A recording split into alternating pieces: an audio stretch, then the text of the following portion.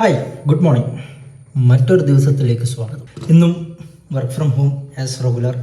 വെള്ളിയാഴ്ചയാണ്. നാളെയും മറ്റന്നാൾ ലീവായതുകൊണ്ട് കുറച്ച് പ്ലാൻസൊക്കെ മനസ്സിലുണ്ട്. അതെല്ലാം നോക്കണം എന്ത് ചെയ്യാൻ പറ്റുന്നുള്ളത്. പിന്നെ ഇന്ന് രാവിലെ തന്നെ കുറച്ച് പരിപാടി ഉണ്ടായിരുന്നു. ബ്ലഡ് ഒന്ന് ടെസ്റ്റ് ചെയ്യണ്ടായിരുന്നു.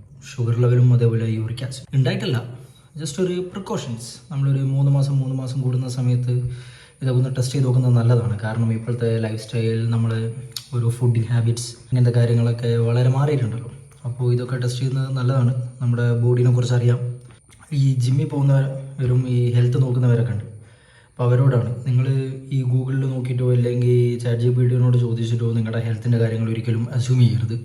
യൂട്യൂബിലും ഇൻസ്റ്റാഗ്രാമിലൊക്കെ കണ്ട ഇൻഫ്ലുവൻസേഴ്സൊക്കെ പറയുന്ന പോലെ നിങ്ങൾ അത് കഴിക്കൂ, ഇത് കഴിക്കൂ, ഈ സപ്ലിമെൻ്റ് എടുക്കൂ, ആ സപ്ലിമെൻ്റ് എടുക്കൂ, അങ്ങനത്തെ പരിപാടിയൊന്നും ചെയ്യാൻ നിൽക്കരുത്. നിങ്ങളുടെ ബോഡീനെ അറിയാം. ഓരോന്ന് ടെസ്റ്റ് ചെയ്ത് നോക്കുക. എന്താണ് ആവശ്യം കൂടുതൽ, എന്താണ് കുറവ് എല്ലാം മനസ്സിലാക്കുക. അതിനനുസരിച്ചിട്ട് മാത്രം ഓരോ സപ്ലിമെൻറ്റ്സും കാര്യങ്ങളും എടുക്കുക.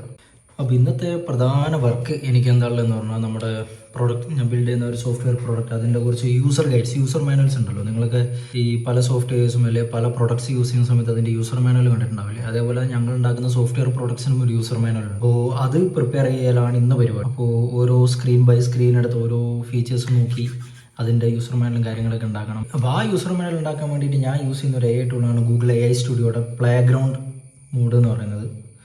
സോ അതിനകത്തുള്ള ജെമിനി 3.7 ഫ്ലാഷ് മോഡൽ വെച്ചിട്ടാണ് ഇപ്പോൾ ഞാൻ ഒട്ടുമിക്ക യൂസർ മാനുവൽസും ക്രിയേറ്റ് ചെയ്യുന്നത്. അത് നല്ലൊരു മോഡലാണ്. നിങ്ങൾക്ക് ആർക്കെങ്കിലും ഉപകാരപ്പെടുമെങ്കിൽ ഒന്ന് യൂസ് ചെയ്ത് നോക്കുക.